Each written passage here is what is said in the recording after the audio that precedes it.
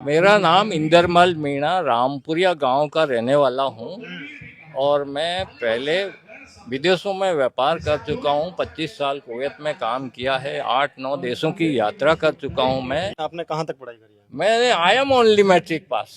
Matric pass है, हाँ, yes. लेकिन इंग्लिश बोलते हैं। I can speak 3-4 language. 3-4 language? Yes. कौन कौन सी भाषाएं आप जानते हैं? मैं बांग्ला जानता है। बांग्ला जानते हैं? चल बांग्ला में थोड़ा कुछ बोल के बताइए। बांग्ला में किसी दोस्त को हम बुलाते हो तो की खबर दोस्तों, की खबर दोस्तों? और क्या हाल है यूं पूछेंगे तो केमना छो, केमना छो? यानी कैसे हो। कैसे हो? हाँ। बांग्लादेश भी गए थे क्या आप? बांग्लादेश के लोग उधर मेरे को बहुत मिले, इसलिए इसलिए आप सीख गए। हाँ। एक तो बांग्ला आती है आपको, इसके अलावा अरबी और आती है। अरबी? थोड़ा सा अरबी बोल के दिखाइए। हम जैसे दोस्त को बोलते हैं हाँ। तो दोस्त को हाय हेलो करते हैं तो केफालक सदीक यूं बोलते हैं, केफालक सदीक, केफालत सदी। यानी कैसे हो दोस्त। हाँ। ठीक है, वो बोलेगा अल्हम्दुलिल्लाह जैन, यानी मैं ठीक हूँ। ओके। हाँ। हम फिर बोलेंगे, हम उसको पूछेंगे सिलोन, यानी पूछेंगे हम कैसे हैं आपके पिता, कैसे हैं आपकी माँ, कैसी है। हाँ। तो सिलोन उम्मक, सिलोन अबू। फिर बोलेंगे हम बच्चे कैसे हैं, सिलोन वलद बिंत, यानी लड़का लड़की कैसे हैं। तो हम बोलेंगे सिलोन बिंत, यानी बिंत बोलते हैं लड़की को, वलद बोलते हैं लड़के को। ठीक है सर। तो उस माहौल में रह रह के आपने सीख लिया है ना। ठीक है। बांग्ला कौन सी बोली थी अभी? अरबी?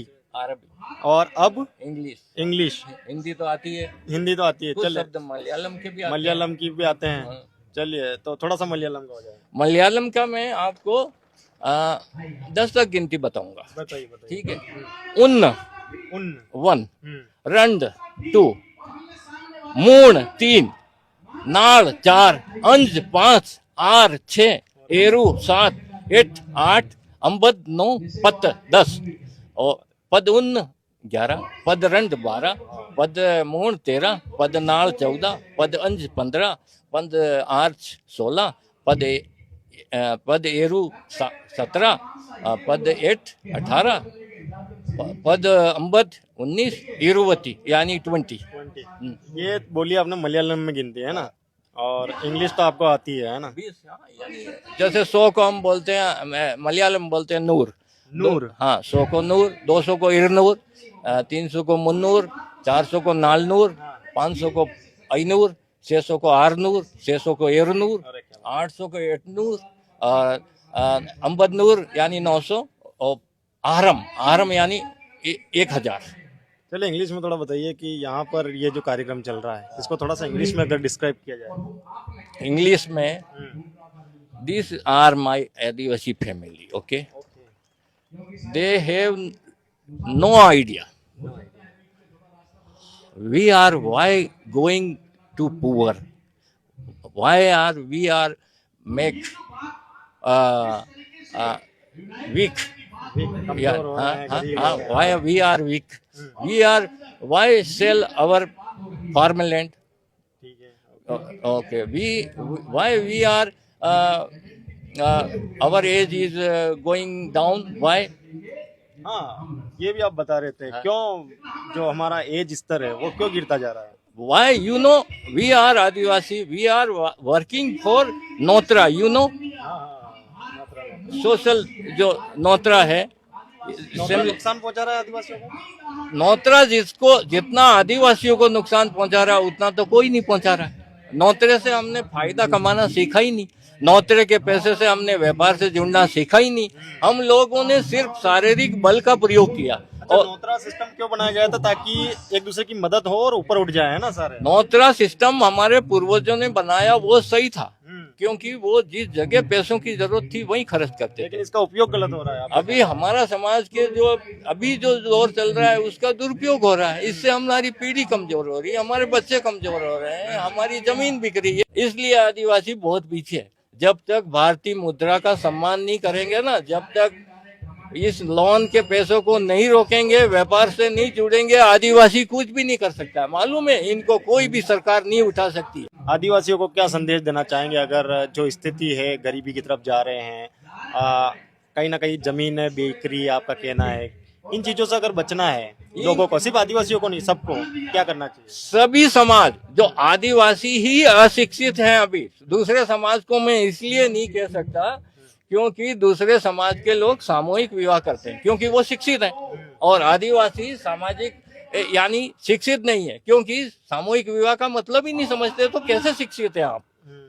और रही बात, हम लोग ऐसे जेवर के पीछे पड़ गए हैं जिसको किसी सरकार ने पास नहीं किया, तो हम कैसे शिक्षित हैं? क्या इसके पैसों के लिए हमको लोन लेना चाहिए? हैं? क्या इसके लिए हमको शिक्षा खराब करनी चाहिए? हैं? क्या इसके लिए हमको जमीन बेचनी चाहिए? आज आपको मालूम है प्रतापगढ़ गांधी चौराहे पे 11 बजे बाद में आदिवासियों के बुजुर्ग जो 3-4 किलोमीटर के एरिया में रहते हैं भीख मांग रहे हैं। थोड़े दिनों में यही चांदी और पहनी हमने तो बच्चे भी भीख मांगेंगे। मालूम है आपको आदिवासी क्या बोलते हैं? हम देश के मालिक हैं, और आदिवासी देश में सिर्फ काम करने के मालिक बन जाएंगे। 75-76 साल और चांदी पहन ली और इनकी उम्र हो जाएगी 40 के अंदर, बूढ़े होके मर जाएंगे। इतना हार्ड वर्क करना पड़ता है इनको, स्ट्रेस और जो भी वर्कलोड रहता है ना। दूसरा बात, बाल श्रमिक जो होते हैं ना वो क्यों बनते हैं? क्योंकि माँ ने समूह ले रखा है। बच्चे क्यों पढ़ाई छोड़ के शहर में काम पे आ रहे हैं? ये समूह लोन की वजह से बच्चे यानी बाल श्रमिक बन रहे हैं हमारे। इसी चांदी के कारण चांदी के लोगों ने मानगढ़ धाम पे, अंग्रेजों ने आदिवासियों पे हमला किया था, कितने आदिवासियों के सींचड़े उड़ा दिए थे, और हम हैं आज भी उनकी तारीफ करते हैं। ये क्या शिक्षा है हमारी? क्या हम 76 साल पहले का इतिहास नहीं जानते? भाषण बहुत होते हैं, इसमें क्वालिटी किसी की सही नहीं है, मैं मानता हूँ। 76 साल से हमारा आदिवासी समाज लोन से शादी करता है, लोन लेकर है। हाँ, लोन से शादी करता है, लोन से बाजे बजाता है, लोन से बड़ा प्रतिभोज करता है, लोन से शराब पीता है। आदिवासी समाज इसी कारण से कमजोर हो गया, और आदिवासी इस लोन को इकट्ठा करने के लिए मार्च और अप्रैल में सबसे ज्यादा शादियां करता है, क्योंकि इसकी वजह है कि अनाज हमारा खलियान में आ जाता है, तो हम लोग चांदी के पैसे इकट्ठे ज्यादा होंगे, इसके लिए हम लोग मार्च अप्रैल में शिक्षा खराब करते हैं। किस तरीके से?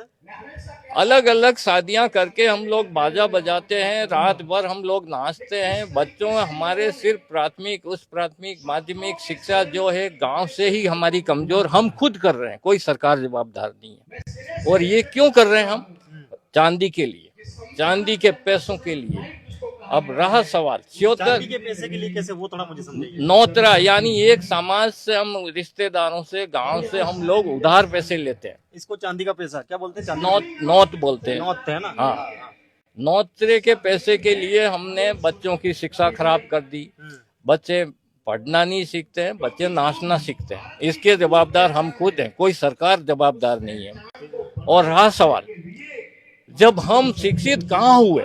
शिक्षित हुए ही नहीं हम लोग शिक्षा खराब करते हैं। हमने आज दिन तक दूसरे समाज की नकल ही नहीं की। दूसरे समाज के लोग अप्रैल और मार्च में नकल करते ही नहीं, क्योंकि शिक्षा खराब होती है। वो शिक्षित समाज है। मतलब उस समय एग्जाम होते हैं। हाँ, परीक्षाओं के टाइम। हाँ, और सबसे बड़ी बात, हम लोग बोलते हैं हमारी जमीन बचाएंगे। आपकी जमीन कोई नहीं बचाएगा, आपकी जमीन आप खुद बचाएंगे। जैसे मैंने अपनी लड़की की जमीन बचाई, मैंने कोई चांदी के जेवर नहीं मंगाए, कोई सोने के जेवर नहीं मंगाए, तो मेरी लड़की भी बच गई और मेरी लड़की की जमीन भी बच गई। आदिवासी समाज हमेशा लड़की और दामाद को कमजोर करने का काम कर रहा है। जैसे क्योंकि यहाँ से लड़की वाले लोग जेवर मंगाते हैं सोने चांदी के, और सामने वाला लड़की का पिता, लड़की का ससुर, वो लोन लेता है रिश्तेदारों से, समाज से उधार लेता है, गांव वालों से, और फिर लड़की जैसे ही ससुराल जाती है उसका बही खाता वो लड़के का बाप उस लड़की को थमा देता है, लड़के को थमा देता है।